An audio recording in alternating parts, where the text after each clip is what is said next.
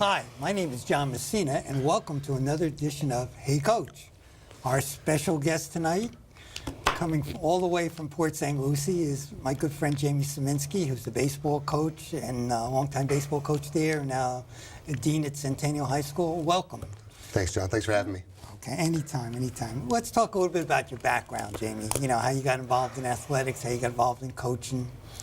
Growing up, coming from a very small town in Scranton, outside of Scranton, Pennsilvania, and since I am a baseball coach at Centennial, but I have a rich history in football. Okay.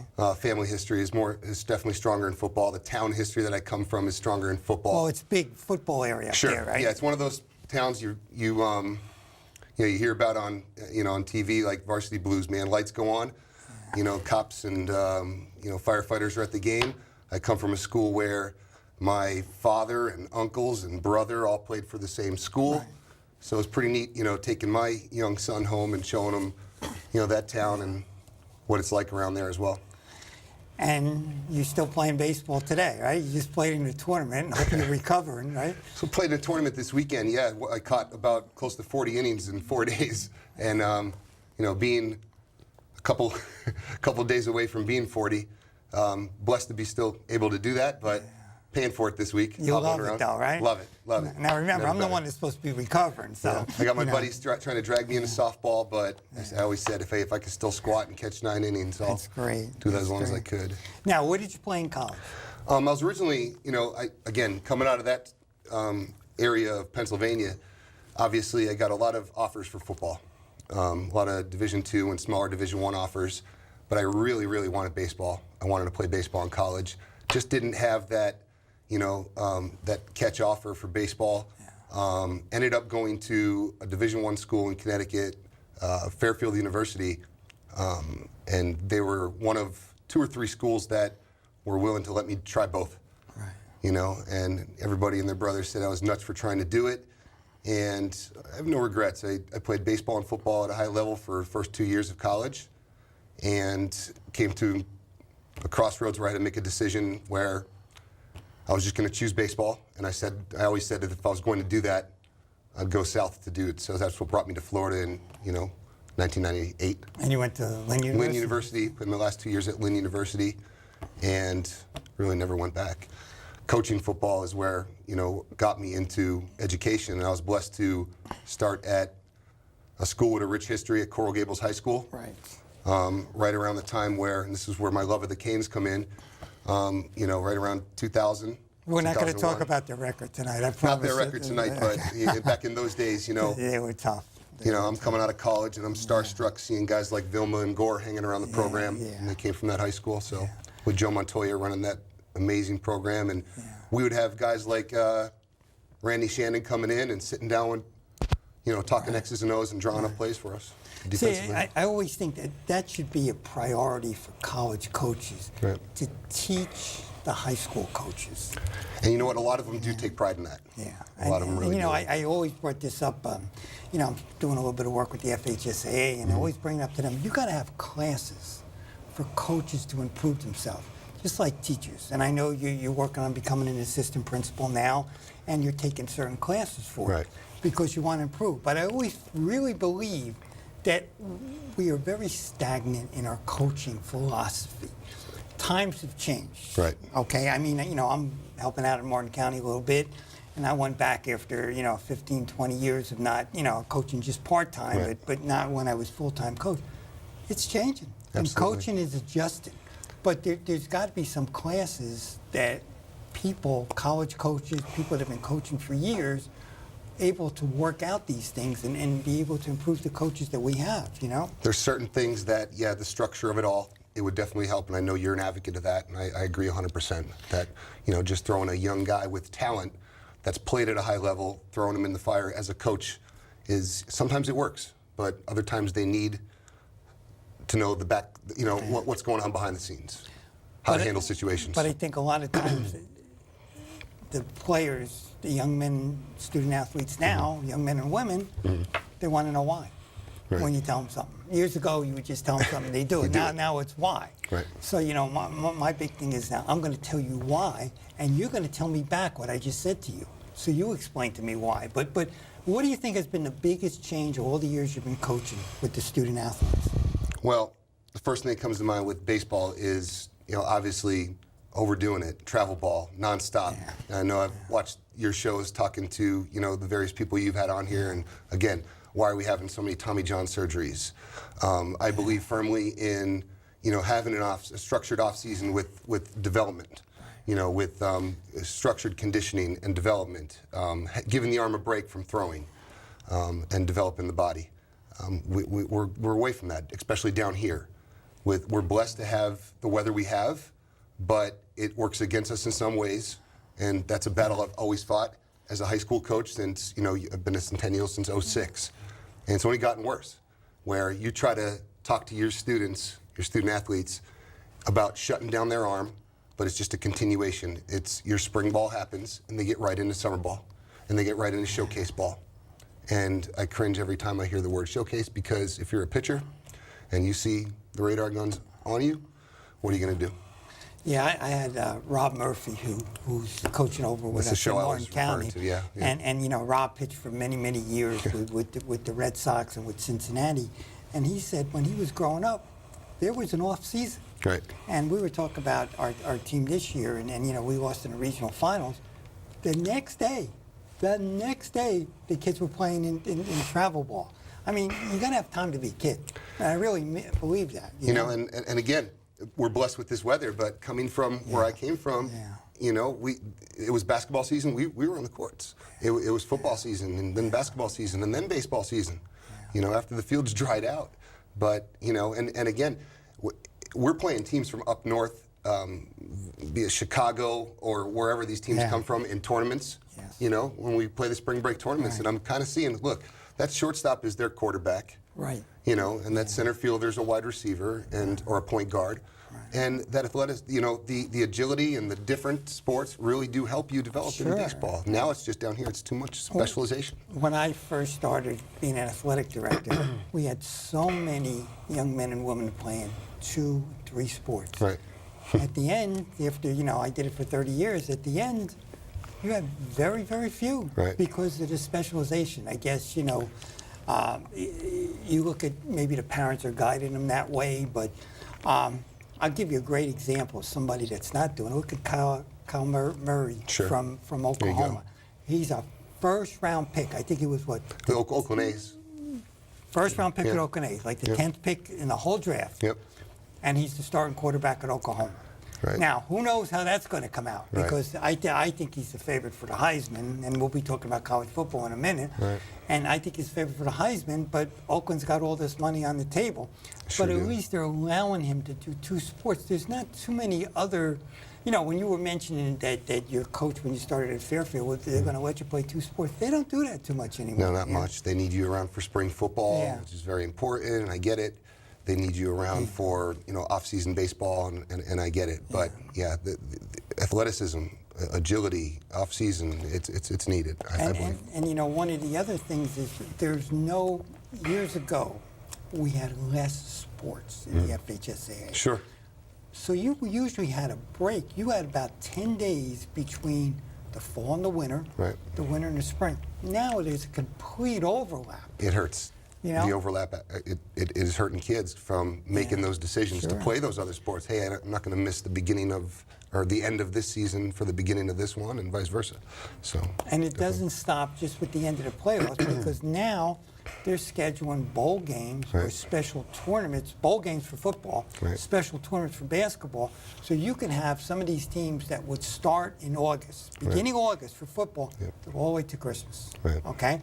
Basketball, they'll run into April with all these special games. So again, what are we doing? It's almost like the further you go, it's going to really hamper you. I don't know if the answer is maybe shorten the seasons a little bit, but everything has changed. But what we want to do a little bit today is talk to something that's very close to you and me, is the college football. Yes. And it's something which both of us and our good friend Fred Almeida were kind of like glued.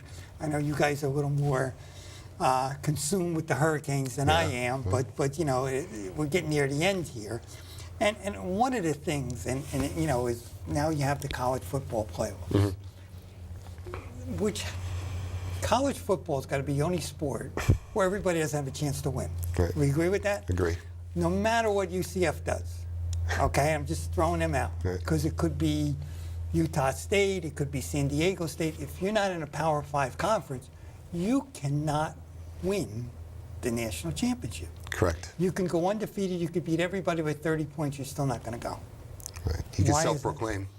Well, UCF did. They did a nice They job. did an amazing They- job. They did a Yeah, nice they did job. last They're year, going to but- be on game day this week. They Yep. play Cincinnati at night. Yes. But you know, you look at college baseball. Yep. I think 2 years ago, didn't we have College of Charleston?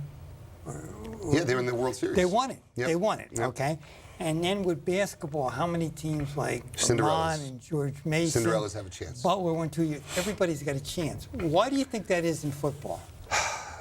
Networks, money, and we don't have enough time to talk about what it all gets into. But I think when you brought this topic up, I always think about the Mike Leach interview, Right. and I think you hit the nail on the head with the playoffs. Why is NCAA football the only big sport that can't get it right? They can. They could. They should be able to. Okay, but- now they talk about, all right, why don't we expand it? Right. Well, you're taking the kids out of class. No. They're off in December and parts of January for the winter break. Okay? And there's a month. I remember when Coach Saban came down to Centennial to look at one of our players, he said he had 38 days between his SEC conference game and his bowl game. It's not too much time. It's You too got to much be time. as a coach. You got to build in. You got to be policing your Right. players to make sure that they're still eating right and doing the right things. And a team can get healthy in that amount of time. They're not the same team that they played the last game of the season in their conference championship with. And you say that about Division One. Both subdivision does do a very nice They do a great tournament. job. They do a great job. And 1AA. They used to One call double. it, yeah. And it's just that. And the best team wins. Why don't they take some of these bowl games, and I know it's money, Right. make the lesser bowls a first-round playoff game? Right. To me, I'd like to see it go to 16. You're only talking about 2 more weeks. Right. And that would be a lot interesting because you got a lot of dead time in December. You got 75 bowl games. I'm exaggerating, I know that. Right. But people don't even, these bowl games would now be important. Yeah. I guess we're missing something here, or we're making too much sense. Well, either way, we must be missing something, and I think it's dollar signs, and with all the bowls, and you got to figure even with the controversy with players sitting out of bowls that don't have that much stakes. That's something brand new now, Right. And it's Never gonna, had that. Okay, what's happening now is a lot of players. Right. Some might have an injury. Some might just decide, I don't want to take a chance of getting hurt. My season's over, Right. so I'm not going to play in a bowl game. Now, here's what I was thinking, okay? And I know when I start thinking it's bad. Suppose that comes down to high school. Right. You're out of the playoffs. You can't get in the playoffs. Geez, I don't want to get hurt because I don't want to ruin my college scholarship. And it might not just stop with football. It might go to other sports. It's bound to trickle down.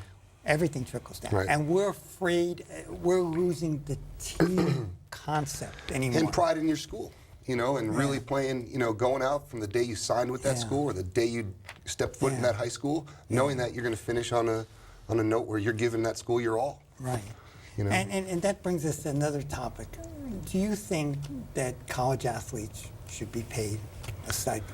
Well, a lot argue that they are. They're getting their education for free. Right. They're Right. they're getting in there with the best nutritionists, and college football has. I was blessed enough to take a tour through University of Miami, Right. And their facility, and I will say that I left there thinking, wow, for a kid to make it to that level, and they have a nutritionist, and they have their strength and conditioning coach, and they have upstairs they have their academic counselors.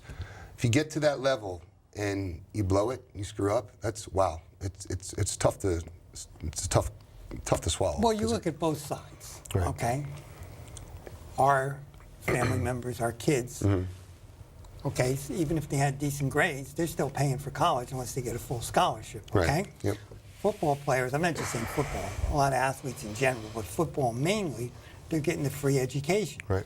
But then on the other hand, the university is making a ton of money off of these kids. that should be trickled down somewhere. And you had the kids from Northwestern that, raised the concept a few years ago with the video games. They're using their likeness on the games game. They and wanted to making money. unionize, Right. and they got shot down. Right. Now, if you go to just a slightly different sport with college basketball, it's the coaches in college basketball that are making. We're going to do Right. the football coaches in a Yeah, minute, yeah. but the coaches in college basketball, it's all about them. Right. How many times, and again, everybody in college basketball is a one and done, which means you're going to play 1 year and then you're going to try, and you don't go a year. Well, please. there's 3 on Duke this year that Yeah. you could say won't be there next Okay. year. And- right? I didn't think he would go to that, but it's Well, time he to had change. it's Gotta time keep for up. the changes. Yep.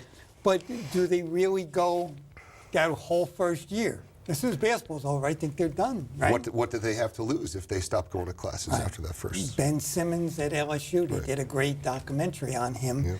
And fine young man from Australia, Yep. he said, hey, as soon as I got my grades and I was eligible for a second semester, That's it. I didn't go to school. Right. And sometimes, what are we doing? I mean, I'm not blaming him, Right. but that's the way the system's set up.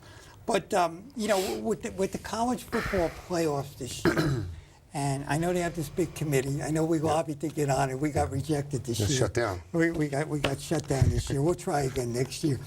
But I really don't understand now. I know FHSAA is getting close to going with this, Right. doing then something where they have a point system and this and that, But how do you think that's working? For the FHSAA? No, well, that's a different story. Oh, you're talking about the college, committee. The committee. Well, they appeased us and gave us a little something. I think people are happy that there's at least a playoff system, that there's a Yeah, semifinal and a final. right. But it's still not good enough. And it's not on a computer like anymore. It's not on a computer. Yeah. Last couple of years there was, Yeah. there were teams that could have went either way. Yeah. You couldn't make everybody happy. It could have went either way, legitimately. With if you take, was it last year that who could have got in? I'm trying to. Oh, 2 years ago it was Ohio State and Alabama. Correct. They chose Alabama and won it. There you go. The FHSAA, except for unless you win your district, goes on a strict point system based upon a computer, and that's a whole different story there.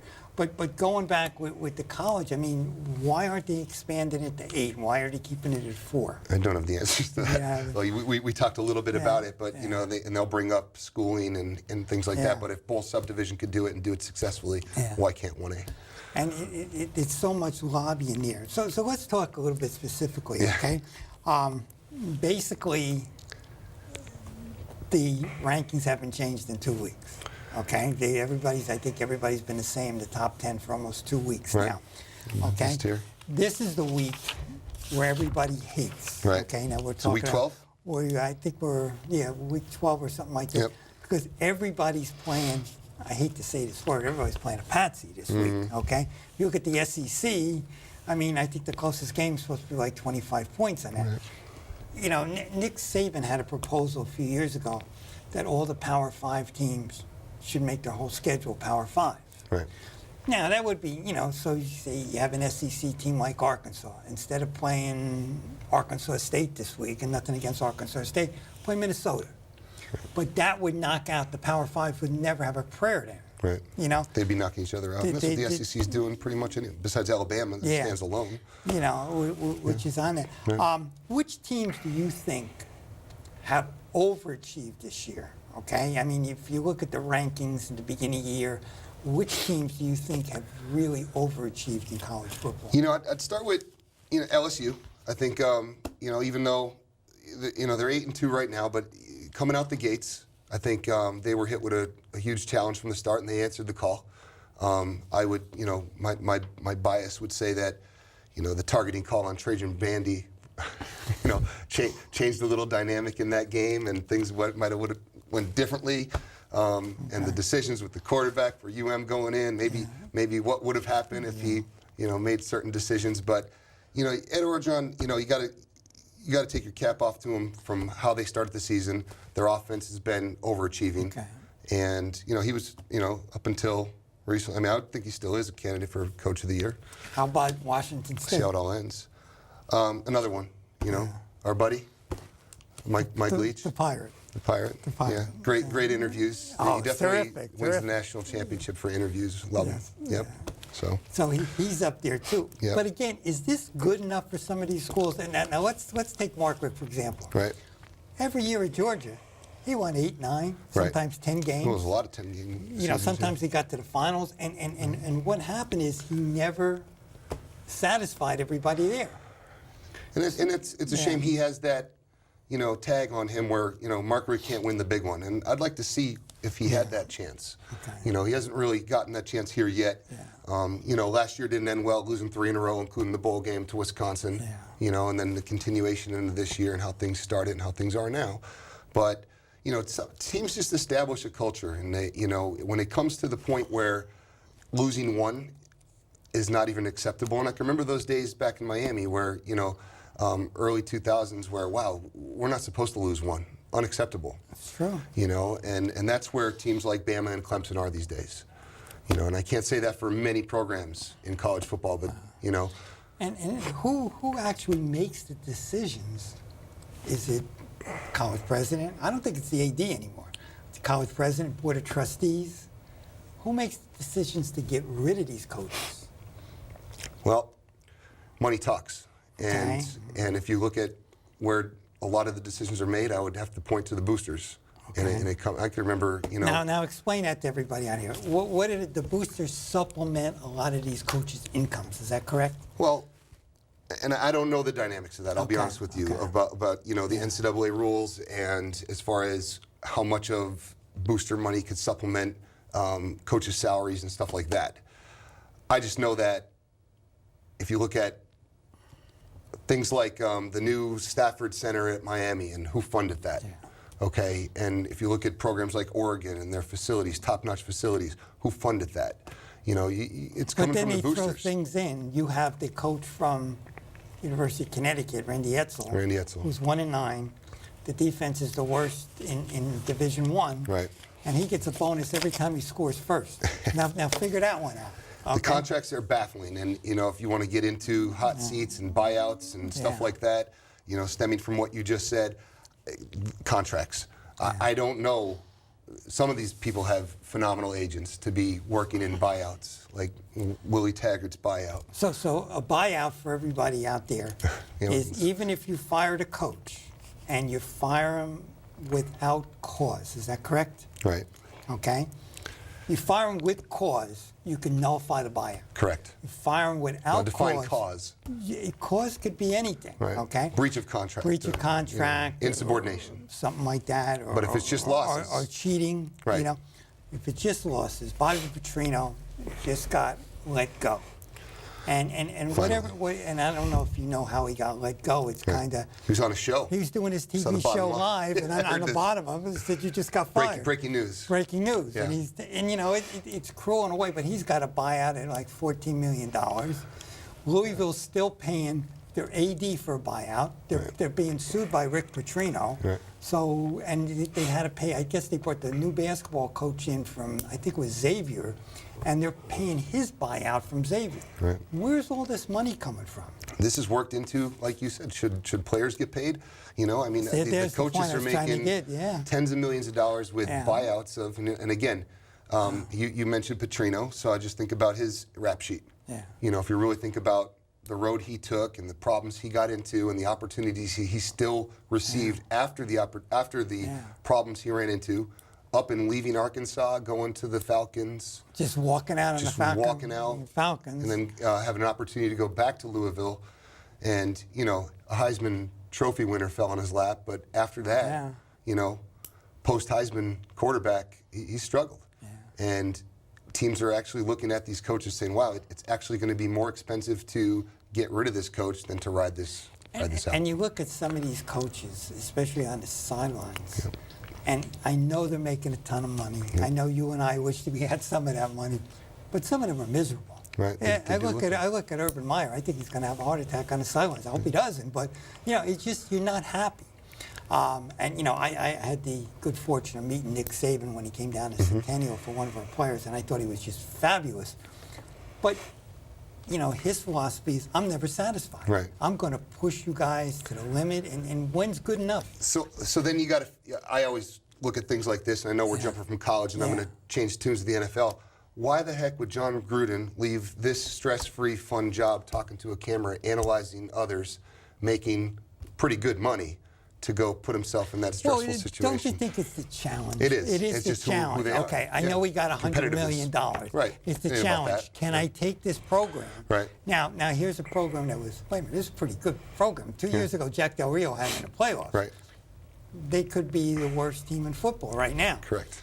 The Browns have got through how many different coaches and how many years? Can't count on one But the thing with college is the buyouts is what you don't have to. People would change college coaches almost every year. Right. But the buyouts are so much. So look at Florida State. Look at, they hired Taggart coming in, who's still receiving buyout money from Oregon, right? Who's supposed to be one of the nicest human beings on the face of the earth. I'm sure. But out the gates, I mean, you got to admit that, he looked like, things were a struggle from the start. Sure. Now they have 6 losses, and programs like that, like we started this segment of saying, programs like that are not. It's not acceptable to have 2 losses. Right. And we got to, and again, it's not for us to decide, but who makes the decision what's acceptable or not? Right. Is it, now with the social media and the fans, is it them? Is it the president? Is it the Booster Club? Is it the Board of Trustees? Who's making these Social decisions? media can get ugly. Speaking of social media, I mean, I'm just, I follow things on Twitter, and you see things about, even, these people are really great people. And, I wouldn't want if my kid had an opportunity to play college football, Mark Richt, come on, as a person. Absolutely. But then they're getting bashed about decision making on, on Twitter or wherever, social media. And again, it's supposed to be in the high school level. Yeah. Don't think that's not going to drop down to high school. It already has. And if you see some of the big-time football programs, I mean, down in Miami, Carroll City and Central playing in front of 15,000 every game, and they're saying things. Yep. Well, the difference is, the Mark Ricks of the world, they're making pretty. They're making a money. They're pretty nice salaries, and the high school coaches are catching a supplement and still getting the critique and still teaching. And the bashing on social media. We got a minute left. Really? See how quick it goes. All right. Wow. Give me your final 4 teams in, and give me your champion. Well, and again, I'm not just saying this how it is today, but I'm just looking at, I really think it's going to finish how it is. I think you got Bama, you got Clemson. I think Notre Dame finishes strong and finishes it out, and I think if they do, with a perfect schedule, they got to be in. Okay. And my final one will be Michigan beats Ohio State, wins their conference championship, and gets in. Here's a scenario for you. Go ahead. Okay, and I know we got 30 seconds left there, so it'll be a quick one. Syracuse beats Notre Dame, but Notre Dame beats USC. Notre Dame finishes 11-1. How can Michigan go ahead of Notre Dame if Notre Dame beat them head-to-head, which they did? When their losses happened. That's going to be written in. Okay. All right, so we'll hold that. But listen, I want to thank you for coming. I know I took you out of a busy time at school. Got you out of there real quick. Yeah. But I want to thank everybody and welcome to another edition of Hey Coach.